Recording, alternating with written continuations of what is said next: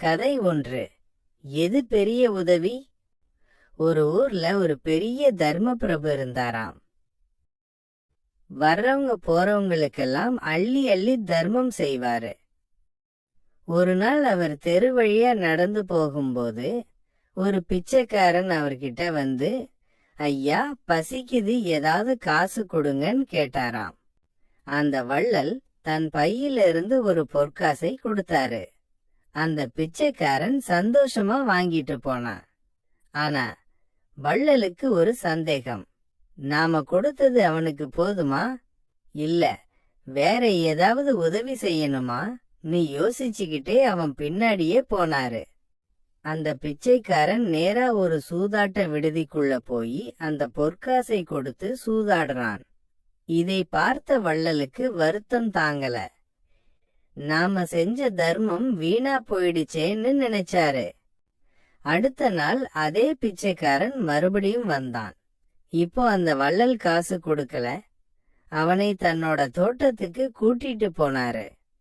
ஒரு மண்வெட்டியை கொடுத்து, இங்க இருக்கிற புற்களை செதுக்கி சுத்தம் செய், உனக்கு சாப்பாடு போடுறேன்னாரு. அவன் அன்னைக்கு முழுதும் வேலை செஞ்சான். சாயங்காலம் அவனுக்கு சாப்பாடும் கூலியும் கொடுத்தாரு. வள்ளலோட நண்பர் கேட்டாராம், ஏன் நேத்து பொற்காசு கொடுத்தீங்க, இன்னைக்கு வேலை வாங்குறீங்கன்னு. வள்ளல் சொன்னாராம், நேத்து நான் கொடுத்தது அவனோட பசியை மட்டும் போக்கும் நினைச்சேன். ஆனா அது அவனோட சோம்பேறித்தனத்தை வளர்த்துடுச்சு. இன்னைக்கு நான் அவனுக்கு கொடுத்தது ஒரு உழைப்பு. இது அவனோட பசியை மட்டும் இல்ல, அவனோட வாழ்க்கையையும் மாத்தும். கதை 2. நிழலின் அருமை. ஒரு அப்பா தன் மகனை அழைச்சுக்கிட்டு வெயில்ல நடந்து போய்கிட்டு இருந்தாரு. வெயில் உச்சந்தலையை துளைக்குது. பையன் புலம்பிக்கிட்டே வந்தான், என்னப்பா இவ்வளவு வெயில் அடிக்குது, நடக்கவே முடியலன்னு. திடீர்னு ஒரு பெரிய ஆலமரம் தெரிஞ்சது.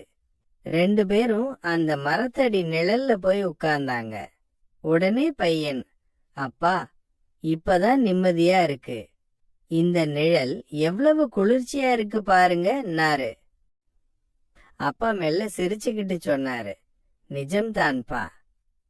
ஆனா கவனிச்சியா, இந்த நிழல் நமக்கு கிடைக்கணும்னா அந்த மரம் மேல இருந்து வர்ற முழு வெயிலையும் தான் தாங்கிக்கிட்டு இருக்கு.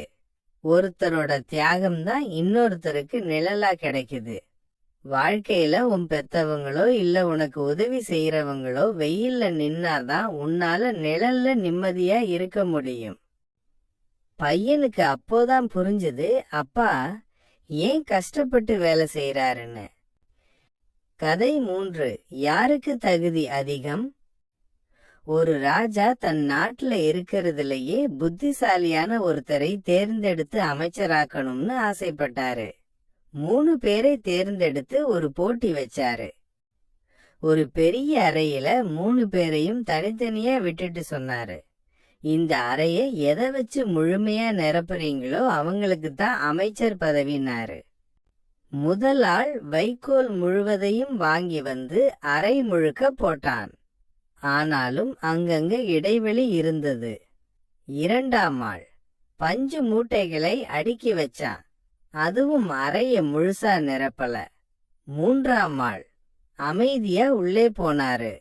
ஒரு சின்ன அகல் விளக்கை பற்ற வைத்தாரு. அந்த அறையின் மூலை முடுக்கெல்லாம் ஒளி பரவியது. ராஜா அந்த பெரியவரை பார்த்து சொன்னாரு, பொருட்களால் ஒரு இடத்தை நிரப்புவதை விட அறிவாலும் ஒளியாலும் நிரப்புவதுதான் சிறந்தது. அவரே அமைச்சரானார்.